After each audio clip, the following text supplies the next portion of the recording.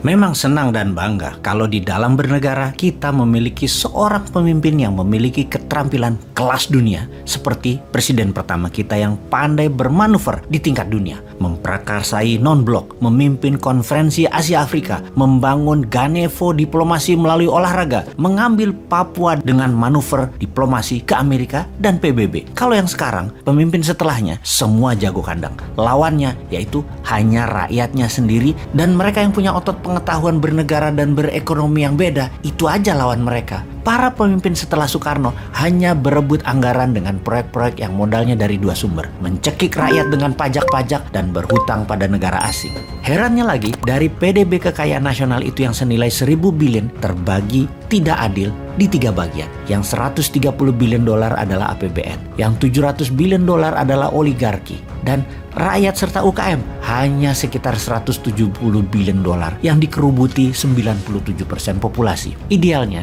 harusnya 50-50 lah antara oligarki dan UKM-nya. Bukan sekarang 80 oligarki, 20 UKM. Ketimpangan begini sulit akan lepas selama pemimpinnya tidak kelas dunia, masih berkutat-kutat di dalam negeri. Main seperti Xi Jinping lah sesekali. Ingat 40 tahun yang lalu Tiongkok itu lebih miskin dari Indonesia, jauh kaya Indonesia itu. Sekarang kita bisa-bisanya kagum dan taat pada Tiongkok itu. Bagaimana ya kok bisa gitu?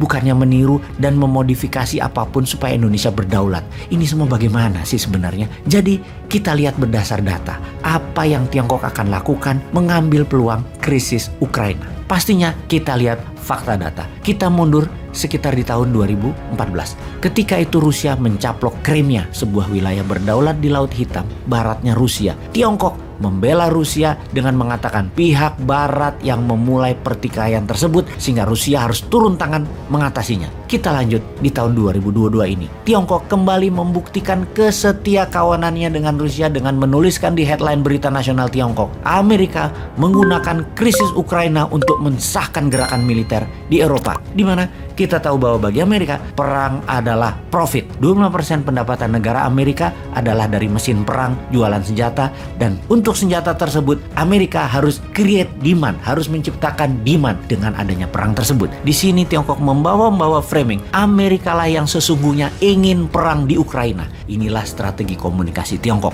blame the West. Strategi kedua Tiongkok bagaimana? Semua musuh Amerika adalah mitra bisnis Tiongkok. Strategi ini dalam akademi militer istilahnya adalah flanking attack, mengambil musuhnya lawan sebagai teman. Misalnya negara Iran, Korea Utara, Rusia, Turki, negara-negara Amerika Latin dan Afrika. Semuanya sekarang menjadi mitra dagang Tiongkok. Kita akan bahas tentang strategi flanking attack ini di serial berikutnya. Strategi ketiga dari Tiongkok ini yang paling penting, yaitu Tiongkok menjadi punya template yang sama ketika kita mundur di tahun 1962. Peristiwa perang Teluk Babi di Kuba, di mana Amerika masuk ke Kuba, menginvasi Kuba, di mana Soviet kala itu akan memasang hulu ledak nuklir di sana yang dengan mudah akan sampai ke daratan Amerika jika hal ini terpasang. Invasi Amerika ke Kuba itu berakhir gagal, namun perang dan pendaratan serta invasi dilakukan oleh Amerika. Ketika mata dunia sedang fokus ke Kuba, pemimpin besar Indonesia Pak Karno ke Amerika bernego untuk ambil balik Papua dari Belanda, dan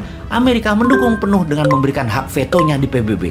Di tahun 1963, Operasi Mandala membebaskan Papua Barat pun dilakukan setelah mendapatkan go ahead dari Amerika. Amerika sisi lain mendapat izin di Grasberg sebagai kompensasinya. Strategi pintar Soekarno memanfaatkan krisis Kuba. Dan apa yang dilakukan oleh Tiongkok di tahun 1962 di saat yang sama itu? Apa yang terjadi? Tiongkok serang India. Jadi strategi ketiga Tiongkok pada saat krisis Ukraina menjadi perang Ukraina kemungkinan besar adalah benar, menyerbu Taiwan. Dan jika itu benar terjadi atau mendekati terjadi, apa yang dilakukan pemimpin besar Indonesia Tuan Lord akan lakukan? Ambil balik Timur Timur, printing money berbasis proyek untuk membangun 50 kawasan ekonomi khusus, atau tetap wondering what happened, teuing aya naon di dunia, nu penting mah proyek urang mah jalan.